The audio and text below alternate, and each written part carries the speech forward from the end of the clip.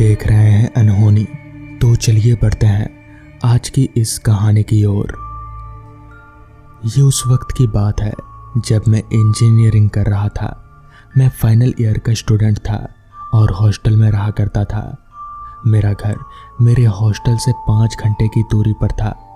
मैं हर हफ्ते रविवार के छुट्टी के दिन अपने घर जाता था, लेकिन महीने में एक बार मैं अपने मामा के घर ज़रूर जाता था। उनके बेटे चंदन के साथ मेरी बहुत अच्छी दोस्ती थी। शनिवार की क्लास खत्म होते ही मैंने अपना सामान बांधा और अपने मामा के घर की तरफ रवाना हो गया। मेरे मन में मामा और उनके परिवार और ख़ासकर चंदन से मिलने की बहुत उत्सुकता थी, लेकिन मुझे क्या पता था कि मेरे साथ एक ऐसी विचित्र घटना होने वाली है जिस पर विश्वास करना मुझे आज भी बहुत मुश्किल लगता है। मेरे मामा एक छोटे से गांव किशनपुर में रहा करते थे। किशनपुर शहर से लगभग 7 घंटे की दूरी पर था। जब मैं किशनपुर पहुंचा तब तक बहुत रात हो चुकी थी। किशनपुर के बस स्टॉप से मामा जी के घर तक पहुंचने के लिए लगभग 20 मिनट तक एक कच्ची सड़क से पैदल चलना पड़ता था। उस दिन अमावस की रात थी।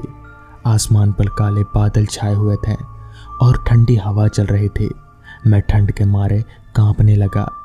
कुछ मिनट पहले बारिश हुई थी और पेड़ों की पत्तियों से पानी अभी भी टपक रहा था। मामा के घर की तरफ जाने वाली कच्ची सड़क पर कीचड़ भर गया था। मैंने उस सड़क पर बड़ी सावधानी से कदम आगे बढ़ाए। रात बहुत हो चुकी थी, इसलिए सड़क सुनसान थी और आसपास भी कोई नहीं था। किशनपुर के लोग ऐसी ठंडी बरसातों में रातों को जल्दी ही सो जाते थे। मुझे घर पहुंचने की बड़ी जल्दी थी, इसलिए मैंने अपने कदम जल्दी जल्दी आगे बढ़ाए। कहते हैं अमावस की ऐसी काली रातों में इस रास्ते पर चलना खतरे से खाली नहीं है। तुम्हें डर नहीं लगता? मैंने एक लड़की की आवाज़ सुनी और ठिठक कर रुक गया। फिर मैंने धीरे से पीछे मुड़कर देखा। एक खूबसूरत सी लड़की मुझे देखकर मुस्कुरा रही थी। वो उम्र में मुझसे 1 या 2 साल छोटी होगी। देखने में वो किसी कॉलेज की स्टूडेंट लग रही थी। मैंने अंदाजा लगाया कि शायद वो भी मेरी ही तरह छुट्टियों में अपने घर वापस जा रही थी।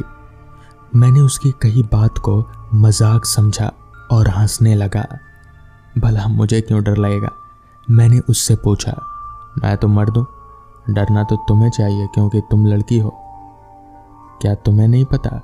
उसने कुछ कदम मेरी तरफ बढ़ाए और पूछा। ऐसी अमावस की रातों में कब्रिस्तान से कुछ अतृप्त आत्माएं बाहर निकलती हैं और अपनी अधूरी इच्छाओं को पूरा करने के लिए इधर उधर भटकती रहती हैं। वो तुम्हारा खून चूस लेती हैं और तुम्हें मार डालती हैं। उन्हें इस बात से कोई फ़र्क नहीं पड़ता कि तुम मर्द हो या औरत। उन्हें सिर्फ तुम्हारा खून चूसने से मतलब है। वो लड़की देखने में बहुत खूबसूरत थी और उसकी आवाज़ भी बहुत ज़्यादा मीठी थी। मैं उसकी खूबसूरती की तरफ आकर्षित होता चला गया। अगर ये जगह इतनी खतरनाक है तो भला तुम यहाँ क्या कर रही हो? मैंने उससे पूछा। तुम्हारा इंतज़ार कर रही थी ताकि तुम आओ और मुझे मेरे घर पहुँचा दो। मुझे उसकी बात पर हंसी आ गई और मैं ठहाके मार कर हंसने लगा। तो ये बात है। अब उसकी मंशा मेरी समझ में आई। असल में तुम्हें अकेले घर जाने में डर लग रहा था, इसलिए तुमने ये उल्टी सीधी कहानी सुनाकर मुझे डराना चाहा ताकि तुम्हें मेरा साथ मिल जाए। नहीं, वो मेरे एकदम से करीब आई और उसने कहा, मैं सच कह रही हूँ। चलो ठीक है, मानी तुम्हारी बात। मुझे उसकी बात पर यकीन तो नहीं था, फिर भी मैंने उसकी तसल्ली के लिए कह दिया। अब ये बताओ तुम्हारा घर कहाँ है? वहाँ उस तरफ। उसने अपने हाथ से दक्षिण की तरफ इशारा किया। मैं उसके साथ चल पड़ा। उसके साथ बातें करते हुए मुझे बहुत अच्छा लग रहा था। मन ही मन मैं तो उसे चाहने भी लगा था कि अगर थोड़ा और उसे साथ मिल जाए तो वक्त बिताने का मौका मिल जाता तो अच्छा होता। लो, आ गया मेरा घर। उस कच्ची सड़क पर थोड़ा आगे चलने के बाद उसने कहा, बस यहाँ से थोड़ा आगे जाना है, अब मैं चली जाऊंगी। क्या मैं तुम्हें तुम्हारे घर तक छोड़ने आ सकता हूँ? मैंने बड़ी उम्मीद से पूछा। नहीं, उसकी कोई ज़रूरत नहीं है। इतना कहकर वो उस रास्ते पर आगे बढ़ गई। मैं थोड़ी देर वहीं खड़ा रहकर उसे देखता ही रहा। जब वो अंधेरे में कहीं ओझल हो गई तो अपने मामा के घर की तरफ बढ़ा। चंदन काफ़ी देर से मेरी प्रतीक्षा कर रहा था। चंदन ने 10वीं कक्षा के बाद ही पढ़ाई छोड़ दी थी। वो मामा के कामकाज में उनका हाथ बटाता था। खाना खाने के बाद हम दोनों बाहर बरामदे में बैठे। चंदू, क्या तुम किसी लड़की को जानते हो जो उस तरफ रहती है? मैंने हाथ से उस ओर इशारा किया जहां उस लड़की का घर था। देखने में किसी कॉलेज की स्टूडेंट लगती है। हमारे गांव की कोई लड़की कॉलेज तक पढ़ी ही नहीं है। आधी लड़कियों की तो शादी हो गई और बाकी आधी लड़कियों ने बहुत पहले ही पढ़ाई छोड़ दी है। चंदू ने मुस्कुराते हुए कहा। अच्छा, मैं उस लड़की के बारे में जानने के लिए उत्सुक था, इसलिए मैंने उससे फिर पूछा, लेकिन तुमने उस लड़की को देखा तो होगा, वो देखने में बहुत सुंदर है। लड़की के सुंदर होने की बात सुनकर चंदू को भी उसके बारे में जानने की उत्सुकता हुई। तुमने क्या बताया था? चंदू ने मुझसे पूछा। उसका घर किस तरफ है? उस तरफ। मैंने उंगली का इशारा किया। हे भगवान! चंदू ने अपना माथा पीटा और कहा, अरे उस तरफ तो कब्रिस्तान है। और तुम जानते हो उस कब्रिस्तान का रहस्य क्या है? उस कब्रिस्तान में उन लोगों को दफनाया जाता है जिनकी मौत समय से परे हो जाए। कहते हैं ऐसे अमावस की रातों में वह तृप्त आत्माएं अपनी कब्र से बाहर निकलती हैं और अपना अधूरा काम करती हैं, लेकिन अक्सर ये आत्माएं अपना रास्ता भटक जाती हैं और वापस अपनी कब्र तक नहीं पहुंच पाती। ऐसे में वो इंसानों का इंतज़ार करती है जो उन्हें वापस उनकी कब्र तक पहुंचा सकें। ये आत्माएं इंसान का रूप लेकर हमारे सामने आ जाती हैं और हमसे मदद मांगती हैं। उनकी मदद ना करने पर वो इंसानों का खून चूस कर उन्हें मार डालती हैं। तुमने ऐसी ही किसी अतृप्त आत्मा को देखा होगा, क्योंकि कोई भी जीती जागती लड़की कब्रिस्तान में तो नहीं रहती होगी। चंदू की बात सुनकर मुझे हंसी आ गई, क्योंकि मैं भूत प्रेत में विश्वास नहीं करता था। उस लड़की ने भी मुझसे यही कहकर बेवकूफ़ बनाने की कोशिश की थी। मैंने हंसते हुए कहा। मेरी बात सुनकर चंदू डर के मारे कांपने लगा। उसने मेरा हाथ पकड़ा और खींचते हुए मुझे घर के अंदर ले गया। कल सुबह मैं ये सब साबित कर दूंगा कि वो लड़की जिसे तुमने देखा था वो भूत ही थी।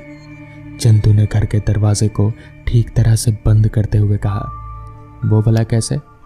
मुझे अभी उसकी बात पर विश्वास नहीं हो रहा था, क्योंकि भूतों के ना कदमों के निशान बनते हैं और ना ही उनकी परछाई बनती है। चंदू की ये बात सुनकर मेरी हंसी गायब हो गई। मुझे उस लड़की के बारे में एक विचित्र बात याद आ गई। मैं उसके साथ उस कच्ची सड़क पर चल रहा था। तब हम स्ट्रीट लैंप के पास से होते हुए गुजर रहे थे। हमारे पीछे से आती स्ट्रीट लैंप की रोशनी से सड़क पर मेरी परछाई तो बन गई, मगर उसकी नहीं बनी। लेकिन उस समय मैं उसकी खूबसूरती और उसकी बातों की मिठास में इतना खोया हुआ था कि मैंने इस बात पर ध्यान ही नहीं दिया। मैंने एक टॉर्च हाथ में लिया और चंदू के साथ लेकर उसी कच्ची सड़क की तरफ निकल पड़ा। उस रात क्योंकि बरसात हुई थी और कच्ची सड़क पर कीचड़ भरा पड़ा था, इसलिए किसी के भी पैरों के निशान साफ नजर आते हैं। रात बहुत हो चुकी थी, इसलिए हमारे बाद कोई भी उस सड़क से नहीं गुजरा था। मैं और चंदू जब उस सड़क पर पहुंचे तो जो नज़ारा हमने देखा उसे देखकर हमारे होश उड़ गए। उस पूरी सड़क पर मेरे जूतों के निशान साफ नजर आ रहे थे, पर उनके अलावा और कोई निशान नहीं थे वहाँ। हम आश्चर्य के साथ एक दूसरे को देखते ही रहे। तभी उस सन्नाटे में किसी के जोर से हंसने की आवाज़ आई। मैंने पहचान लिया कि वह आवाज़ उसी लड़की की है। मैं समझ चुका था कि चंदू सही बोल रहा था, जिसके बाद हम दोनों दौड़कर सीधे अपने घर आ गए। तो दोस्तों, ये थी आज की पहली कहानी। तो चलिए बढ़ते हैं आज की दूसरी कहानी की ओर। पहाड़ों में घूमना किसे नहीं पसंद आता? कौन नहीं चाहेगा कि अपने घर से दूर किसी पहाड़ में एक कैंप लगाकर रात भर आग जलाकर बस पूरी रात ठंडी में गाने का लुत्फ उठाते हुए बिताएं। मगर हर किसी को लुत्फ ही लुत्फ नहीं मिलता। हरीश और विपुल, दोनों ही बाइकर बेंगलोर में काम करते करते ऊब जाते हैं और फिर कंपनी में 1 महीने की छुट्टी के लिए आवेदन देकर वहां से अपने बाइक के साथ निकल चलते हैं ऋषिकेश के लिए। पूरे 2 दिनों तक लगातार बाइक चलाते हुए दोनों ऋषिकेश में जाकर एक रात रुकते हैं। अगली सुबह वहां से नारकंडा के लिए निकल पड़ते हैं। नारकंडा पहुंचने में उनको लगभग शाम हो गई। बीच बीच में कई एक जगह पर रुकते हुए वहां पर पहुंचते हैं। हर साल तो होटल में ही रुकते आए थे, इसलिए इस बार खुद का टेंट लिए साथ निकल पड़े थे। कुछ नया करने की चाह थी, इसलिए वहां की आबो हवा में खुली आसमान के नीचे रुकना चाहते थे। दोनों ने अंधेरा होने से पहले पहले नारकंडा तो नहीं पहुंच पाते, मगर नारकंडा से लगभग 25 किलोमीटर दूर पर ही उन्होंने रुकने का फैसला किया। दोनों ने बाइक वहीं लगाकर पहले अपना टेंट लगाया। 2 छोटे छोटे टेंट, बीच में आग जलाकर उसी पर पानी गर्म करके मैगी बनाकर खाने बैठते हैं। रास्ते में मिले हुए नज़ारे को देख दोनों ही भाव विभोर हुए थे। दिसंबर का महीना और बर्फ ही बर्फ से पूरे पहाड़ों पर एक सफ़ेद चादर के होने जैसा लगता है। दोनों ही वीडियो बनाते हुए कुछ गाने गाते हैं। अपने अपने टेंट में दोनों चले जाते हैं जब ठंडी बढ़ जाती है।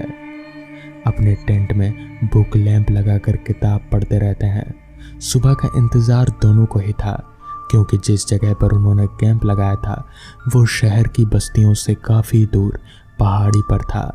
सुबह में कैसा नज़ारा होगा इसका कौतूहल दोनों के अंदर था। बाहर में जलती हुई आग इतनी थी कि उसकी रोशनी टेंट के भीतर से समझ में आ रही थी। वहाँ का तापमान गिरते गिरते -7 डिग्री पहुँच गया। खुद को पूरी तरह से लपेटे हुए दोनों टेंट में खुद को लॉक किए हुए थे। रात में उठना न पड़े इसलिए पहले से ही सारे इंतज़ाम दोनों ने कर लिए थे।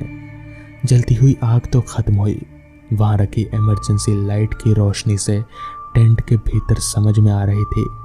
एकदम से हरीश को अपना नाम सुनाई दिया, मानो विपुल ने आवाज़ दिया हो। हरीश ने देखा तो उसके टेंट के बाहर कोई एक परछाई खड़ी थी। परछाई से इतना तो समझ में आ रहा था कि विपुल नहीं है। खैर 3 बार हरीश को आवाज़ देकर वो परछाई वहाँ से चली गई। हरीश ने डर के मारे टेंट खोला ही नहीं। उस परछाई के जाने के बाद हरीश अपने टेंट से ही विपुल को आवाज़ लगाता है, पर हवा तेज होने की वजह से विपुल को सुनाई नहीं देता। हरीश को हिम्मत नहीं होती कि इतनी रात में बाहर निकल सके, इसलिए अपने टेंट में ही बैठा रहता है। किताब पढ़ते पढ़ते ना जाने कब उसे नींद आ जाती है। सुबह के उजाले के साथ ही दोनों टेंट से बाहर निकलते हैं। तभी विपुल बोलता है, इतनी रात को टेंट के बाहर क्या कर रहा था? मुझे आवाज़ क्यों दे रहा था? इस पर हरीश बोला, यही तो मैं तुझे पूछने वाला था कि तू आवाज़ क्यों दे रहा था? तू तो सीधा टेंट में आ सकता था। तो दोस्तों, ये थी आज की कहानी। एक घर था सफ़ेद रंग का, उसके पीछे एक खिड़की थी और नीचे कुछ झाड़ियाँ, जिसको देखकर ऐसा लगता था कि उसके अंदर से कोई झांक रहा है। कभी उसकी आंखें तिरछी दिखती थीं तो कभी गोल घूमती, जबकि उस जगह तो कई सालों से एक परिंदा भी नहीं गया। इंसान तो दूर की बात है। फिर उधर से आखिर अंदर से और ऐसा क्या था जो देखता था? ये पता नहीं चला कि वो कौन सा रहस्य है जो उसके अंदर ही मौजूद है। होता ये था कि दिन के समय सब कुछ सामान्य रहता था, पर उस जगह के गड्ढे देखने में बड़े ही डरावने दिखते हैं। दिन में भी और फिर अक्सर रात में ही किसी के अंदर से बाहर की तरफ देखती निगाहें महसूस होती। जब भी उधर से कोई गुजरता था तो कभी कभी ऐसा आभास होता था कि जैसे कोई उसे देख रहा हो, और जब पलटकर उधर देखता तो उस गतिविधि को समझने की कोशिश करता तो वो एक वहम सा लगता। ऐसा किसी 1-2 इंसान के साथ नहीं हुआ, बल्कि जो भी उधर से रात के समय से जाता था तो उसकी वही शिकायत होती थी कि किसी की नज़र उस पर पड़ती है, और जब वो उस घर की तरफ जाता है तो ये अलग ही एक तरह की घटना थी। पर उस दिन तो कुछ अजीब सी हरकत हो गई। एक किसान हमेशा की तरह उस घर के पास से गुजरता था तो वो हमेशा उन आँखों को महसूस किया करता था। पर उस दिन रात में वो जब अपने घर के लिए जा रहा था तो उसकी नज़र उस गोल आकृति पर बनी खिड़की पर पड़ी। तो उसने ध्यान से देखा तो उसे ऐसा लगा जैसे कोई हाथ का पंजा बाहर आया और एक झटके से ही अंदर की तरफ चला गया।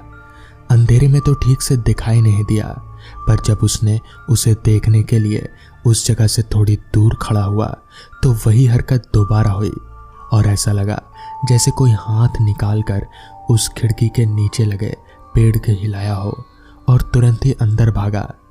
उस किसान ने इस बार उस हाथ को देखा। वो पीले रंग का था जैसे किसी जानवर का हो और उसके हाथ पर कटे फटे निशान थे जिसमें खून के थक्के जमे लगे थे। उसने सोचा कि आज पता लगाया जाए कि आखिर ये सब होता क्या है। ये सोचकर वो आगे बढ़ा और उस खिड़की पर अपने दोनों हाथ रखा। उसके बाद अंदर देखने की कोशिश करने लगा। अंदर चारों तरफ अंधकार के अलावा कुछ भी नहीं दिख रहा था। इतना अंधेरा कि आंख खोलकर भी ऐसा लगता कि आंखों की रोशनी चली गई हो। उसे कुछ दिखाई नहीं दे रहा था तो सोचा कि कल सुबह आकर इस मुद्दे को समझने की कोशिश करूंगा और अपने सिर को बाहर की तरफ निकाल ही रहा था। उतने में ही दो हाथ आकर कस के उसके गले को दबोचा। मुंह से चीख भी नहीं निकल पाई, इतनी मजबूत पकड़ थी। गले का हर नस दबा हुआ था। बाहर हाथ पैर हिलने लगे हवा में और वो खुद को उस जगह से निकालने और उन दोनों हाथों को अपने गले से आज़ाद कराने की अनगिनत कोशिश करने लगा।